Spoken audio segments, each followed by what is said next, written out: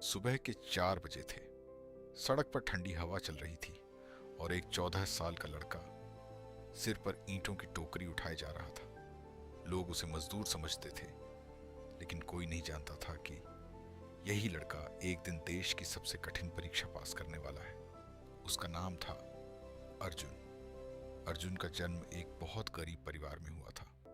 उसके पिता मजदूरी करते थे और उसकी माँ घरों में काम करती थी।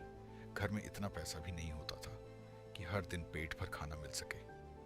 कई बार ऐसा होता था कि उसकी माँ खुद भूखी सो जाती थी ताकि बच्चे खाना खा सकें। एक दिन अर्जुन ने अपनी माँ से पूछा, माँ, हम इतने गरीब क्यों हैं? माँ ने धीरे से सिर्फ एक बात कही, क्योंकि हमने पढ़ाई नहीं की। बस वही दिन था और वही बात अर्जुन के दिल में बैठ गई। दिन में अर्जुन मजदूरी करता था, ईंट उठाता, सीमेंट मिलाता, धूप में काम करता, पसीने से भीग जाता।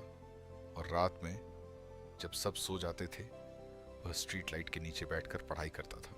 लोग हंसते थे, मजदूर पढ़ेगा, अफसर बनेगा। लेकिन अर्जुन को पता था, गरीबी की सबसे बड़ी दवा सिर्फ पढ़ाई है। एक दिन ठेकेदार ने अर्जुन से कहा, तू जिंदगी भर मजदूर ही रहेगा।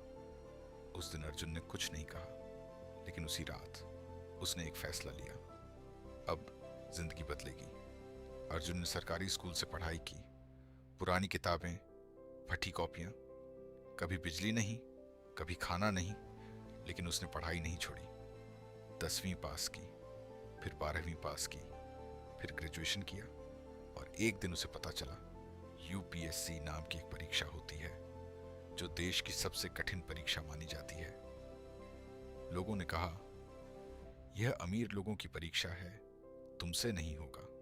लेकिन अर्जुन ने ठान लिया था। दिन में वह लाइब्रेरी में पढ़ता था, रात में नोट्स बनाता था।